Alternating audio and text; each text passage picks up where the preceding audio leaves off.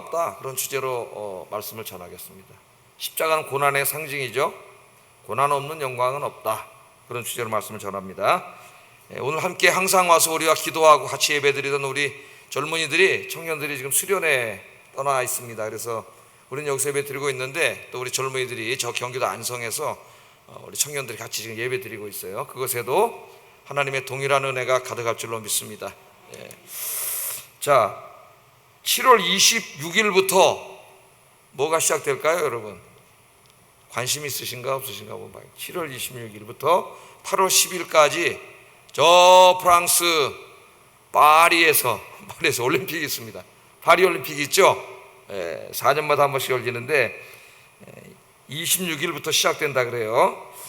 올림픽에 참여하는 많은 선수들이 올림픽에서 메달을 따기 위해서 4년 동안 정말 구슬땀을 흘려왔습니다. 자, 이 선수들이 항상 말하는 게 있어요. 고난이 없는 영광은 없다. 고난이 없는 영광은 없다, 그런 말을. 메달의 영광을 누리기 원한다면은 지금 현재 고통을 감내해야만 되는 것이죠. 땀을 흘리고 수고하고 개인 생활을 절제하고 오직 그 일에 전념을 다하지 않으면 올림픽에 나가서 메달을 딸 수가 없습니다. 그래서 그들이 그 메달이라고 하는 영광을 얻으려고 한다면, 그런 목표와 꿈이 있는 사람이라면 모두가 이 4년 동안 올림픽을 준비하죠. 자기 사생활도 절제하면서 이 무더운 여름에도 땀을 흘리고 뛰고, 또 막 이 밧줄을 타고 막 하늘로 올라가고 막 땀을 막 그냥 진짜 한 발씩 쏟아내고 이렇게 하면서 땀을 흘려요. 땀을 흘린 자만이 그 영광을 누릴 수가 있습니다. 또 영광을 누리기를 원하는 자는 땀을 흘려야 되죠. 그런데 우리 신앙생활도 마찬가지예요. 그래서 사도 바울 선생이 우리의 신앙생활을 우리에게 설명할 때에 종종, 바울 서신을 읽어보면 종종 그리스도인의 삶을 그 고대 올림픽에 참여하는 운동선수들의 삶에 비유를 했어요.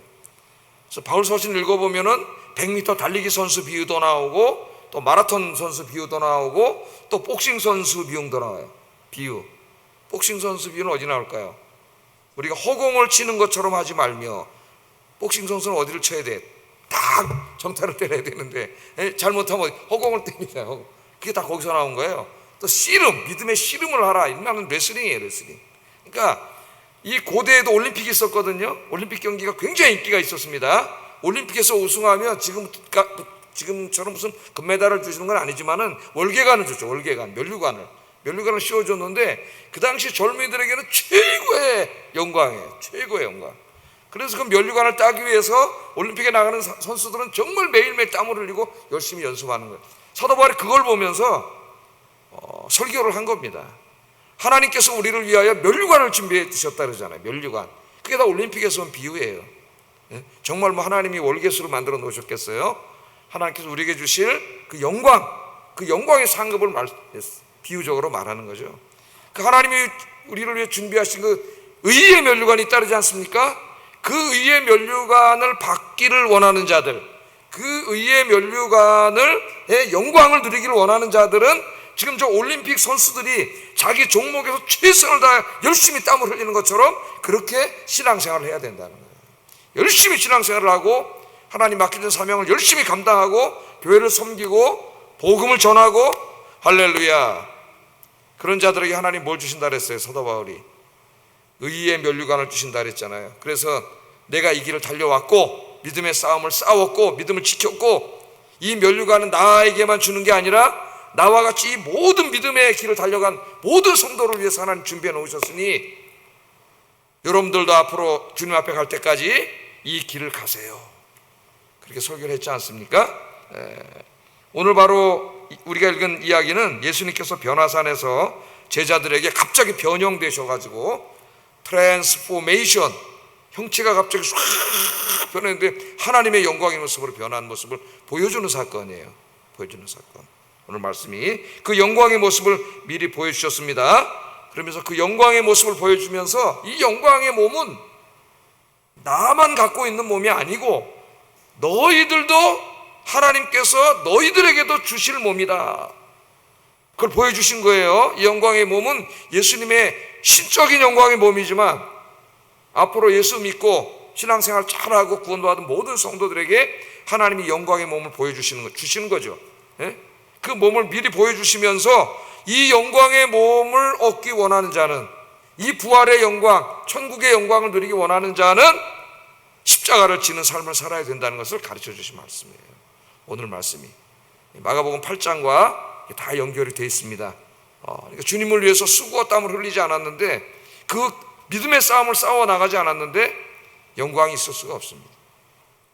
그래서 오늘 제목이 십자가 없는 영광은 없다, 고난 없는 영광은 없답니다. 자, 오늘 이제 이 말씀을 좀 보겠습니다. 이 말씀을 한번 좀 살펴보겠어요. 이 변화산 사건은 첫째로 우리에게 뭘 깨닫게 하냐면은 우리의 육신의 눈으로 보는 것이 다가 아니라는 것을 보여줍니다. 우리의 육신의 눈으로는 보이지 않지만 하나님이 살아계신다는 걸 보여요. 살아계신 하나님이 존재하신다는 것을 우리에게 보여줍니다. 자, 2절 3절 말씀 보면 엿새 후에 예수께서 베드로와 야고보와 요한을 데리시고 따로 높은 산에 올라가셨더니 그들 앞에서 변형되사 그 옷이 광채가 나며 세상에서 빨리하는 자가 그렇게 희귀할 수 없을 만큼 매우 희어졌더라, 그렇게 말하고 있습니다. 엿새 후에, 뭐로부터 엿새 후냐 하면 이제 그 앞에 예수님의 십자가를 지나가는 가르침이 나와요. 그 가르치는 말씀, 제자가 되는 길은 무슨 영광을 누리고 편안한 삶을 살고 그런 길이 아니라 자기 십자가를 지고 심지어는 자기 목숨까지도 주님을 위해서 드리는 삶이 되어야 된다는 걸 가르치, 그것으로부터 엿새 후에요. 8장하고 같이 읽어보면 금방 드러납니다. 이 엿새 후에 이제 산에 기도하러 올라가셨는데 다 12제자가 다 올라간 게 아닙니다. 3명만 같이 올라갔어요. 누구 올라갔어요? 베드로와 야고보와 요한 형제, 3명만 올라갔어요. 9명은 올라가지 않았습니다. 4분이 이제 기도하러 올라가셨는데, 여기 이제 주석가들의 이제 관심은 산이 무슨 산이냐, 뭔 산이라고는 얘기 안 했기 때문에 뭐 다볼산이냐, 헤르몬 산이냐, 메론 산이냐, 뭐 이제 저 높이가 다 나와 있죠. 정확하게 셋 중에 하나인데 뭔 산인지는 알 수 없지만은 오늘 본문을 이해한 데는 뭐 하든 관계가 없습니다. 산에 기도하러 올라갔다는 게 중요한 것이고요. 자, 여기에 이제 기도하러 올라가셨는데 그냥 예수님 볼 때는 어떤 모습이었어요? 자기들하고 똑같은 인간이잖아요. 인간으로 오셨기 때문에 인간의 모습이고, 옷도 그냥 호름하고 낡은 옷에다가 매일 먼지구덩이 걸어다니고 먼지가 툭툭툭한 좀 그런 옷 자기들과 같이 입고 넷이 이제 땀을 흘리면서 산에 올라갔잖아요. 기도하러. 뭐 똑같죠, 인간인데. 근데 산에 올라가는데 갑자기 예수님이 이제까지 한 번도 보지 못한 영광스러운 모습으로 변한 거예요. 오늘 뭐라 그랬어요? 변화했는데 그 모습이, 옷이, 그 먼지가 나고 더러운 옷이 광채, 우리가 영상으로 봤으면 참 좋은데 그다음 영상이 없어가지고 광채가 환하게 나는 그 옷을 입었어요. 이 옷이 좀 광채가 납니까? 안 나잖아요. 아무리 좋은 거 사입어도. 광채가 나는 옷을 입고, 근데 그 옷이 얼마나 하얀지, 하얀, 여성들이 결혼할 때 그 웨딩드레스를 보면 하얗죠. 요새는 뭐 조금 좀 미색 그러지만은 하얀 순백색인데 얼마나 하얀지 제자들이 표현하기를, 사람들이 아무리 빨래를 해도 그렇게 희귀할 수는 없을 정도로 하얀 옷. 이 하얀 세마포 옷은 요한계시록에 많이 나옵니다. 이제 하나님께서 성도들에게 입혀주시는 옷이죠. 천국에서 하얀 옷을 예수님 입으셨어요. 그렇게 이제 예수님의 모습, 변형된 예수님의 모습을 보여주신 거예요. 이제까지 한 번도 본 적이 없습니다. 이제 마태는 조금 예수님의 얼굴에다 강조점을 둬서 묘사를 했는데, 마태복음에 보면 이렇게 되어 있습니다. 그 마태복음 17장 2절 3절, 마태복음 17장 2절 3절, 이게 말씀 빨리 켜보세요. 마태복음 17장 2절 3절. 그들 앞에서 변형되사 그 얼굴이 해같이 빛나며 옷이 빛과 같이 휘어졌더라. 그러니까 마태는 요거를 그 얼굴에다 좀 집중을 했습니다. 얼굴. 그 마가는 이제 옷에다 집중을 했는데, 얼굴이 해같이 빛났다. 해를 볼 수 있나요? 우리가 눈부셔서 못 보잖아요. 얼굴이 해같이, 하나님의 얼굴을 표현할 때 항상 해같이 빛났다고 성경에서 이야기해요. 얼굴이 해같이 빛났고 옷은 마찬가지로 빛과 같이 휘어졌다. 그렇게 얘기하고 있습니다. 자, 오늘 이날 예수님은 제자들에게 그 인간, 예수님이 하나님이신데 인간이 되신 거 아닙니까? 인간이 되셔서 오셨는데 그 인간의 모습만 제자들은 봤어요. 그런데 여기서 그 하나님의 영광의 모습으로 변형되심으로써 예수님의 원래의 하나님의 영광의 모습을 보여주신 거예요. 환하게 예수님께서 보여주셨습니다. 자, 그래서 이날 제자들은 그 예수님의 인간적인 모습만이 아니라 이분이 하나님이시구나 하는 하나님의 영광의 광채를 본 거죠. 거기에서 이제까지 육신의 눈으로는 볼 수 없었던 예수님의 모습입니다. 그러니까 우리 육신의 눈으로 보는 게 다가 아니에요, 여러분. 이 눈으로 보는 게 한계가 있어요. 하나님께서 영의 눈을 열어주시면 우리가 육신의 눈으로 보지 못하던 은혜의 세계가 열립니다. 은혜의 세계가. 21세기를 살아가는 사람들은 과학적 합리주의라고 하는 틀에 갇혀서 살아갑니다. 과학적 합리주의. 그게 뭐예요? 이 세상에 존재하는 모든 것, 존재하는 게 뭐냐? 진리가 뭐냐? 그거는 우리의 눈으로 볼 수 있고 우리의 귀로 들을 수 있고 우리의 감각기관으로 만져질 수 있는 것, 볼 수 있는 것, 제일 중요한 게 볼 수 있는 게 감각기관으로 느낄 수 있고 만질 수 있고 볼 수 있는 것, 그것만이 존재하는 것이고 그것만이 진리다. 우리 아이들이 학교에 가면 과학 시간에 그렇게 배웁니다. 그래서 신 이런 건 존재하지 않고 오직 존재하는 것은 물질만 존재한다, 이렇게 가르치고 있어요. 자, 그래서 사람들은 오늘 제자들처럼 자기들의 눈으로 보는 것만이 다인 줄 알고 눈으로 보여지는 것만을 위해서 살아갑니다. 그리고 눈으로 보여지는 것에만 소망을 두고 살아요. 그래서 어리석은 자들인 거예요. 그러나 정말 우리가 눈으로 보는 것만 존재할까요, 여러분? 제자들이 3년 동안 예수님과 함께 다녔습니다. 3년 동안 함께 다니면서 항상 그들은 육신의 눈으로만 예수님을 봤어요. 그래서 예수님은 그냥 인간, 메시아는 맞는데 하나님이라고 전혀 생각을 하지 못했어요. 인간이잖아요. 인간 메시아, 그렇게만 생각을 했습니다. 그런데 오늘 변화산에서 예수님의 그 본체의 모습을 본 거죠. 그 영광의 모습을 봤습니다. 그래서 항상 우리는 우리 눈으로 보는 것만 다가 아니에요. 우리 눈에 보이지 않지만 하나님이 존재하시고 하나님이 역사하시고 이곳에도 영광 중에 임재해 계시고 여러분의 기도를 들으시고 여러분에게 응답해 주시고, 할렐루야. 여러분이 힘들어할 때, 기도할 때, 혼자 울 때, 눈물을 흘릴 때 우리의 눈으로 볼 수 없지만 하나님은 여러분 곁에 항상 존재하는 줄로 믿습니다. 기도하세요, 여러분. 기도하시면은 이 영적인 소경되었던 눈을 하나님 열어주셔요. 그러면은 하나님의 본체가 보이지는 않겠지만은 하나님이 일하시는 것이 막 느껴지고 보여집니다. 하나님이 일하심. 하나님은 항상 일하시고 계시거든요. 영의 눈이 어두워지고 영의 귀가 어두워지고 영적인 감각이 무감각해지면은 하나님이 일하시는 게 하나도 느껴지지 않아요. 하나도 보이지 않아요. 그러면 신앙이 확 다운되는 거예요, 여러분. 그래서 우리가 기도해야 돼요. 기도. 바울이 로마서 1장에서 물질 세계밖에 보지 못하는 사람들에게 이렇게 안타깝게 말했습니다. 로마서 1장 20절 한번 읽어보겠습니다. 시작. 능력과 신성이 그가 만드신 만물에 분명히 보여 알려졌나니 그러므로 그들이 핑계하지 못할지니라. 자, 하나님이 창조하신 여기 나무도 있고 꽃도 있고 우리 마당에 나가도 꽃들이 있고, 그죠? 풀도 있고 새도 있고 저 하늘도 있고 별도 있고 달도 있고 다 하나님이 창조하셨잖아요. 저게 어떻게 존재했을까요, 여러분? 스스로 존재할까요? 저 과학자들이 말하듯이 어느 날 뭐 조그만 고밀도 덩어리가 하나 뻥 폭발해가지고 그게 저렇게 돼서 존재하게 됐을까요, 여러분? 저 아름다운 별들, 이렇게 규칙적인 규칙에 의해서 이렇게 움직이는 별들을 볼 때, 저 나무들을 볼 때 얼마나 신기합니까, 여러분? 전 나무들을 보면 너무 신기해요. 다 죽어가지고 겨울에 가지만 남았는데 봄이 되고 여름이 되니까 그 수많은 이파리가 또 싹 나오고 예쁜 꽃들이 또 싹 피우는 걸 보면은 이 생명의 신비가 너무나 신비한 거죠. 자, 이런 것들을 볼 때 우리는 뭘 알 수 있어요? 누군가 이 모든 것들을 디자인하고 만드신 분이 있구나. 그걸 우리가 알게 돼요. 그냥 하나님이시죠. 하나님이. 그런데 이 하나님이 창조하신 세상을 가만히 보면 바울이 그 창조하신 세계 안에는 하나님의 창조의 능력과 신성이 거기에 드러나 있다 그랬어요. 그래서 여러분 자연에 나가서 자연만 보지 마시고 그 가운데 깃들여 있는 하나님의 영광을 볼 수 있는 영적인 사람들이 되시기를 주의 이름으로 축복합니다.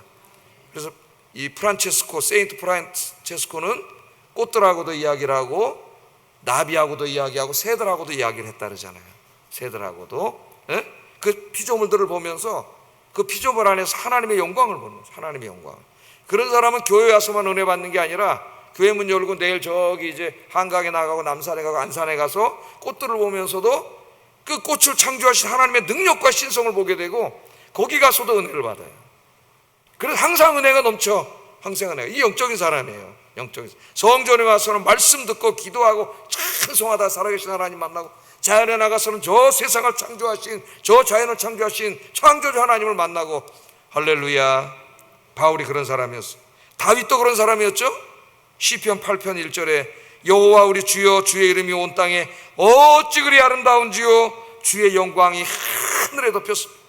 오늘 밤중에 나가서 저 밤하늘을 보다가 그 쏟아지는 별들을 보면서 다윗은 그 가운데 창조주 하나님의 영광을 봤습니다. 그냥 별빛만 반짝이는 하늘이 아니라 하나님의 영광이 가득하고 이 광활한 우주를 만드신 전능하시고 위대하신 하나님을 다윗이 만나게 됐어요. 그날 밤은 별 헤아리는 밤이 아니라 살아계신 하나님을 만나는 밤이고, 그날 바깥에 나가서 영광의 주님의 임재를 느끼는 사람이 다윗이에요. 시편 147편도 비슷한 시편입니다. 경건한 이 성도가 하늘의 별과 구름과 비와 들짐승과 산에서 자라는 풀과 새들과 눈과 서리를 보다가, 이 시편에 다 나와요, 이런 것들이. 그거를 보다가 이 모든 것을 창조하시고 운행하시고 저 새들과 동물까지 먹이시는 하나님의 권능과 지혜를 봤어요. 그 동물들을 보면서, 눈 내리는 걸 보면서, 서리가 내리는 걸 보면서, 비가 오는 걸 보면서, 구름이 움직이는 걸 보면서, 새들이 날아가는 걸 보면서 이 모든 것을 창조하신 전능하신 하나님을 만났어요. 그게 시편 147편 7절 9절에 감사함으로 여호와께 노래하며 수금으로 하나님께 찬양할지어다. 그가 구름으로 하늘을 덮으시며 땅을 위하여 비를 준비하시며 산에 풀이 자라게 하시며 들짐승과 우는 까마귀 새끼에게 먹을 것을 주시는도다. 얼마나 아름다운 시입니까 여러분. 시편 147편 16절 18절 눈을 양털같이 내리시며 서리를 재같이 흩으시며 우박을 떡 부스러기같이 뿌리시나니 누가 능히 그의 추위를 감당하리요. 그의 말씀을 보내사 그것들을 녹이시고 바람을 불게 하신 즉 물이 흐르는도다. 그러니까 그의 눈에 보이는 모든 피조물들은 다 하나님이 창조하신 거예요. 그것들을 하나하나 바라보면서 감사하고 찬양을 합니다. 최고의 영성이에요. 최고의 영성.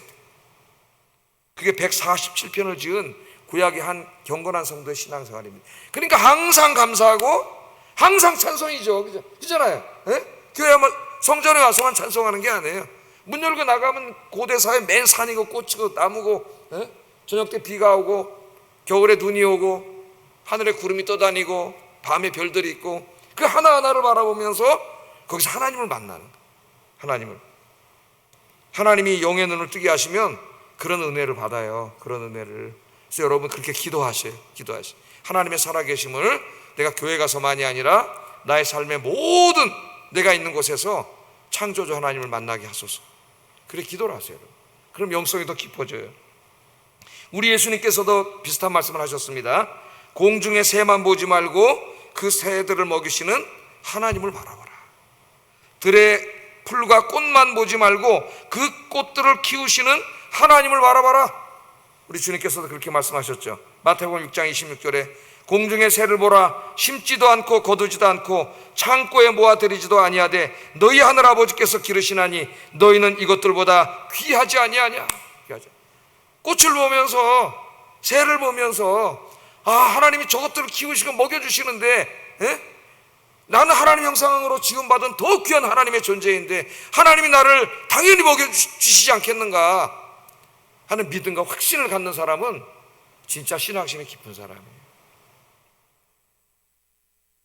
오늘 금요 기도에 참석하신 여러분들이 늘 기도로 주님을 만나고 말씀을 묵상하는 성도들이 되어서 이처럼 우리 가운데 어디에든지 임재해 계신, 어느 곳에서든지 충만해 계신 하나님을 늘 느끼고 만나고 하나님의 역사하심을 늘 체험하고 느끼는 여러분들 되시기를 주의 이름으로 축복합니다. 하나님은 늘 일하시고 역사하시는데 그 하나님을 하나도 느끼지 못하는 사람은 병들은 사람이에요. 무감각해진 사람이에요. 영적으로 기도해야 됩니다. 기도에서 오늘 그 감각이 살아나고 하나님을 만나시기를 주의 이름으로 축복합니다. 자, 그래서 이 영광의 주님을 보려면 늘 기도와 말씀으로 주님께 가까이 가야 돼. 더 가까이.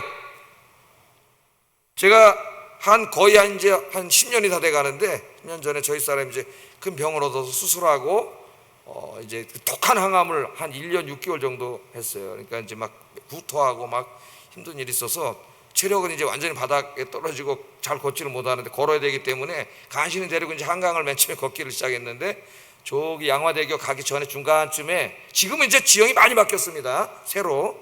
그 당시에 이제 이렇게 잔디가, 푸른 잔디가 시작되는 데가 있는데, 그 시작점에 의자가 하나 있고 이제 쭉 의자들이 있었어요. 근데 이제 더 이상은 못 가고 그 시작점 의자에 앉아갖고 쉬다가 얼마 안 되는 거리, 몇 병밖에 안 되는 거리를 이제 왔다 갔다 이렇게 했습니다. 이렇게 왔다 갔다 하다가 어느 날은 힘 좀 있어? 그러니까 조금 된대, 체력이. 그래서 그럼 조금 더 가볼까? 그래, 조금 더 가보자. 그러니까 한 200m 정도를 더 갔어요. 거기가 곡선이기 때문에 여기에 앉으면 저쪽이 안 보여요. 그런데 이제 한 200m 정도를 더 갔습니다. 더 갔더니 거기에 이제까지 보지 못했던 아름다운 꽃밭이 있는 거예요. 꽃밭이. 예? 꽃들이 쫙 있는 거예요. 그동안에 꽃밭은 항상 거기 있었어요. 그런데 그 200m 전까지밖에 안 갔기 때문에 그 모서리에서 못 본 겁니다. 그 아름다운 꽃이 있었는지를. 예? 그날 꽃을 보고 저희 집사람과 같이 나눴어요. 은혜를 받았습니다. 야, 하나님 말씀하시는구나. 한 걸음만 더 나에게로 가까이 오거라. 할렐루야. 한 걸음만 더 가까이 가면은 거기에 놀라운 하나님의 은혜의 세계가 있는데, 사람들이 그 모퉁이까지만 가가지고 거기 앉아있다가 하나님이 있기는 어디 있어, 은혜가 있기는 어디 있어.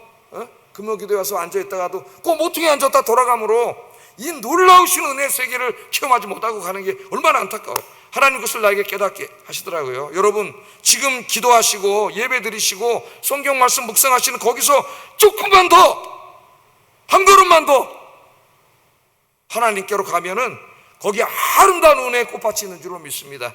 오늘 여기 제자들 보세요. 늘 12명이 예수님 따라다녔지만 거기서 이 3명은 한 걸음 더 예수님 따라가서 기도했죠. 나머지는 안 올라갔는데 3사람은 한 걸음 더 따라 올라가서 산에서 기도하다가 이 살아계신 하나님의 영광을 보게 된 줄로 믿습니다.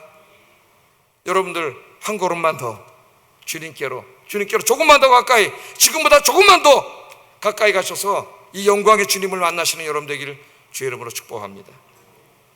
그게 얼마나 좋았는지요. 예? 베드로가 이 영광을 보고 산에서 내려가기가 싫었어요. 왜? 이제까지 생각을 못했는데 이 하나님의 영광을 보고 나니까 이 세상은 진짜 이게 아무것도 아닌 거예요. 그러니까 베드로가 뭐라 그랬어요? 오늘 말씀에서 5절 한번 읽어보겠습니다. 시작. 우리가 초막셋을 짓되 하나는 주를 위하여, 하나는 모세를 위하여, 하나는 엘리야를 위하여 하사이다, 이렇게 말했습니다. 베드로는 이날 주님의 영광을 보았습니다. 영생과 천국을 이 땅에서 미리 맛본 거예요. 예? 이 지옥 같은 세상에서 그 영생과 천국을 그 주님 안에서 미리 맛봤는데 모세도 있고 엘리야도 있고, 예? 천국이 거기 임한 거예요. 너무 영광스러운 그것, 행복한 그것을 보고 베드로가 내려가기가 싫었습니다. 내려가기 싫어서 예수님, 내려갈 거 뭐 있습니까? 예? 그냥 여기다 초막을 짓고 그냥 여기서 삽시다. 그렇게 얘기를 했습니다. 그러나 베드로의 소망은 이 땅에서 아직 이루어지지 않았습니다. 그 소망은 먼 훗날 예수님이 재림하시는 날 이루어질 소망이에요. 예수님이 재림하시는 날 이 믿음의 싸움을 끝까지 싸워나간, 자기 십자가를 지고 싸워나간 사람들에게 예수님이 그 영광을 주실 거예요. 그때까지 제자들은 다시 세상으로 가야 합니다. 세상으로 가서 죄와 싸우며 이 세상을 구원하는 사명을 감당해야 됩니다. 이 일은 쉬운 일이 아닙니다. 우리 예수님이 십자가를 짓는 일이라 그랬어요. 십자가는 힘든 일이에요. 고통스러운 일이에요. 자기를 희생하는 일이에요. 때로는 자기 목숨까지 주는 일이에요. 그 영광을 누리기 위해서는 십자가를 져야 된다고 예수님께서 가르쳐 주셨어요. 자, 이 베드로가 이 얘기를 할 때에 여기다 천막 짓고 이제 여기서 그냥 천국을 이루고 삽시다. 그럴 때 하늘에서 하나님의 음성이 들려왔습니다. 7절 한번 하나님 뭐라고 말씀하시는지 읽어보겠습니다. 시작. 나는 내 사랑하는 아들이니 너희는 그의 말을 들으라 하는지라. 저는 내 사랑하는 아들이니, 그러니까 예수님이 한낱 인간이 아니라 하나님의 아들, 그분도 성자 하나님이심을 하나님이 확증해 주신 것이죠. 저는 내 사랑하는 아들. 그러므로 이제 너희들은 어떻게 해요? 예수님이 하신 말, 저가 한 말을 듣고 지켜야 된다. 들으라는 게 들으라는 말만이 아니에요. 히브리 말에는 듣고 순종하는 것을 포함하는 거예요. 저 말을 들으라. 그 예수님 뭐라고 말씀하셨어요? 바로 앞절에 아까 제가 서론에서 말씀했죠. 바로 앞에 8장 34절 35절 한번 읽어보겠습니다. 시작. 무리와 제자들을 불러 이르시되 누구든지 나를 따라오려거든 자기를 부인하고 자기 십자가를 지고 나를 따를 것이니라. 누구든지 자기 목숨을 구하고자 하면 잃을 것이요 누구든지 나와 목숨을 위하여 자기 목숨을 잃으면 구원하리라. 바로 이 말씀이에요. 예수님이 너희에게 하신 말씀을 듣고 지키라. 그 말씀 뭐예요? 너희가 이 영광, 이 부활의 영광과 천국의 영광을 누리려면은 이제부터 너희가 세상으로 내려가서 어떻게 살아야 되냐면은 예수님이 너희에게 가르친 말씀대로 살아야 된다는 거야. 예? 그 예수님이 가르친 말씀이 뭐예요? 자기를 부인하고 자기 십자가를 지는 삶이고, 때로는 자기 목숨까지도 주님을 위해서 내어주는 삶을 사는 거예요. 그렇게 믿음을 지키고 하나님 맡겨준 사명을 감당하는 거죠. 그런 사람들에게 이 영광이 준비되어 있다. 하나님 그렇게 말씀을 하신 거예요. 주님을 위한 고난과 수고가 없는데 주님이 주실 영광을 바라본다는 것은 어리석은 자신입니다. 어리석은 짓이에요. 사도 바울도 로마 교인들에게 이 예수님의 말씀을 이렇게 가르쳤어요. 로마서 8장 17절 18절 한번 읽어보겠습니다. 시작. 자녀이면 또한 상속자 곧 하나님의 상속자요 그리스도와 함께한 상속자니 우리가 그와 함께 영광을 받기 위하여 고난도 함께 받아야 할 것이니라. 생각하건대 현재의 고난은 장차 우리에게 나타날 영광과 좋게 비교할 수 없도다. 할렐루야. 우리가 주님을 위해서 수고하고 땀을 흘리고 고난을 받는다고 하는데 우리가 하는 것은 작은 것에 불과해요. 작은 것. 그 작은 것과 그 작은 것을 행한 사람들에게 하나님이 준비하신 그 영광은 좋게 비교할 수가 없다. 사도 바울이 그렇게 이야기하고 있습니다. 이 부활의 영광을 소망 중에 바라보면서 오늘 하루 우리의 삶 속에서 자기 부인과 자기 십자가를 지는 삶을 기쁨으로 살아갈 수 있기를 주의 이름으로 축복합니다. 자, 오늘 마지막으로 예수님께서 왜 이 시점에서 종말에 이루어질 그 영광의 모습과 그 영광의 천국의 모습을 미리 보여주셨을까요? 제자들에게 미리 보여줬잖아요. 예? 아직도 임하지 않았는데 미리 보여주셨어요. 예수님께서 이 제자들에게 영광의 모습을 보여주신 시점은 아까 제가 잘 생각해 보라 그랬죠. 엿새 후에라 그랬잖아요. 엿새 후에. 예? 엿새 후에는 아까 제가 읽어드렸습니다. 엿새 후에 나를 따르려거든 자기를 부인하고 자기 십자가를 지고 나를 따르라. 심지어는 네 목숨까지도 나를 위해 줄 수 있어야 된다고 그 말씀을 가르치고 6일 후에예요. 6일 후에. 그때 이제 올라가서 이 모습을 보여준 겁니다. 이렇게 보여주신 것은 제자들을 위로하고 힘을 주기 위함이에요. 힘을 주기 위함. 자, 제자들은 이제까지 뭘 바랬어요? 그 다음에 또 이제 그런 말씀이 나오는데 자기들끼리 모임이 항상 예수님이 이스라엘을 민족적으로 정치적으로 회복시켜서 이스라엘이 중심이 되는 세계 질서가 재편될 거라고 그렇게 믿었습니다. 예수님은 그 일을 위해서 오신 메시아이고 막 예수님이 오병이의 기적도 일으키고 죽은 자도 살리고 그러니까 틀림없이 그럴 수 있는 사람이다. 저 사람이 이제 왕이 될 텐데 예수님이 왕이 된다면 누가 왼팔이 되고 오른팔이 되느냐 이거 가지고 맨날 싸웠죠. 제자들이. 그건 진짜 그들이 싸운 거예요. 지금 정치하는 사람들을 보세요. 자기들이 지지하는 사람 대통령 후보라는 내세워놓고 그 사람이 대통령 되면은 먹고 살라고 하는 사람이 수만 명입니다. 지금 한 사람이 대통령 후보로 부상을 하면은 그 사람 혼자 사퇴하거나 용퇴할 수가 없어요. 왜? 그 사람에게 지금 몇 년 동안 목숨을 건 사람이 수만 명이 지금 따라 붙어가지고 그 사람 하나 올려놓고 이제 거기서 여기저기 다 자리 깨차고 먹고 살려는 사람들이 가득 차 있어요. 그럼 뭐 정치가 이렇게 간단한 문제가 아니에요. 수많은 사람들이 거기 달라붙어가지고 이제 그래서 국회의원이라도 한 자리 하고 뭐 여기 또 정부에서 하는 회사가 얼마나 많습니까? 공기업이 거기 다 뭐 일자리에 다 차지하고 이렇게 하려고 수많은 사람들이 다 거기 있는 거죠. 그 사람들. 자, 제자들도 그런 꿈을 가지고 있었는데 갑자기 예수님 8장에 오면은 뭐라고 말씀하시냐면은 내가 이제 많은 사람들에게 고난을 받고 유대인들의 장로들에게 고난을 받고 십자가에서 죽는다고 이야기하세요. 죽는다고, 죽을 거라고. 그러나 이제 3일 만에 다시 살아날 것이다, 이런 얘기를 가르치실 때에 베드로가 막 말리고 그랬죠. 근데 내가 이제 죽음에 대해서 가르치셨어요. 그러니까 이제까지는 영광을 위해서 이때까지 예수님 쫓아다녔는데 예수님 십자가에서 죽는다 그러니까 그 다음에 다시 살아난다는 얘기는 들리지가 않아요. 왜냐하면 죽은 사람이 어떻게 살아나? 믿질 않았다니, 이 사람들이. 저 마지막 때는 살아날지 몰라도 죽으면 끝이지. 그거 듣질 않았어요. 이 사람들. 그리고 막 예수님한테 죽을 수 없다고 막 베드로가 항변을 하니까 예수님이 사탄아 물러가라 그랬죠. 사탄아 물러가라. 그러면서 이제 나를 따르는 제자의 길은 그 영광은 종말에 누리게 될 것이고 하나님 주실 것이고 지금은 네 십자가를 지고 나를 따라야 된다. 자기를 부인하고 자기 십자가를 지고 나를 따라야 되고 때로는 네 목숨까지도 나를 위해서 주는 그런 삶을, 순교자의 삶을 살아야 된다. 예수님이 그 가르침을 가르쳐 주시고 6일 후에 이 모습을 보여주셨다는 거예요. 그러니까 제자들이 그걸 보고 영광을 위해서 쫓아오다가 갑자기 고난과 죽음의 얘기가 막 나오고 네 목숨까지 바쳐야 된다 그러니까 굉장히 마음에 부담감이 생기고 두려워지고 이 길 내가 가야 되나? 막 이런 일이 생긴 거죠. 예수 믿고 복 받고 돈 많이 벌고 성공하고 출세하려고 보니까 목사님 설교 듣다 보니까 네 십자가를 지고 나를 따르라. 이게 교회 내가 잘못 왔나? 그런 얘기들은 똑같은 거예요. 그렇게 막 된. 왜 이 영광을 보여주셨습니까, 여러분? 이 영광을 확신하고 바라보는 자들만이 이 십자가의 길을 갈 수 있기 때문에. 그 부활의 영광과 그 천국의 영광을 봤잖아요. 바라보고 확실히 믿는 자들만이 오늘 예수님 말씀하신 십자가의 길을 갈 수 있습니다. 거꾸로 말하면 이 십자가를 지는 자들만이 그 영광의 복을 누릴 수가 있어요.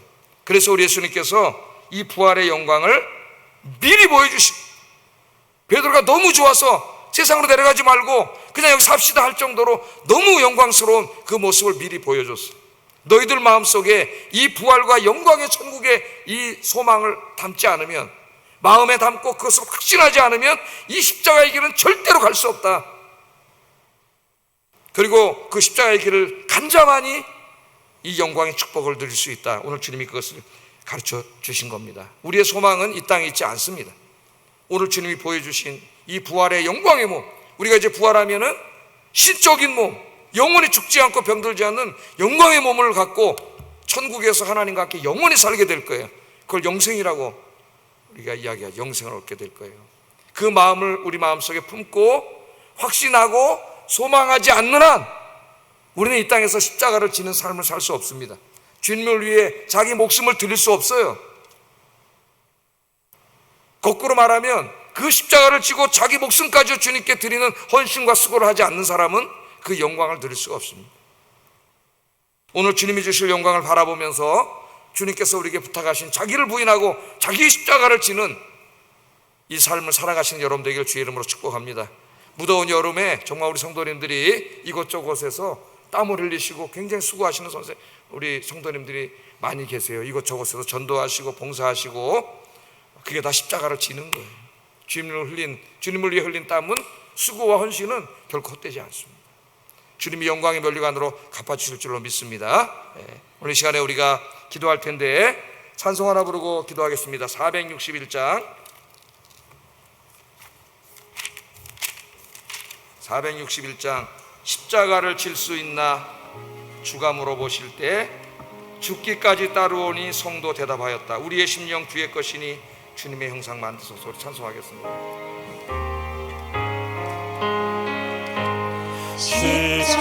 십자가를 질 수 있나 주가 물어보실 때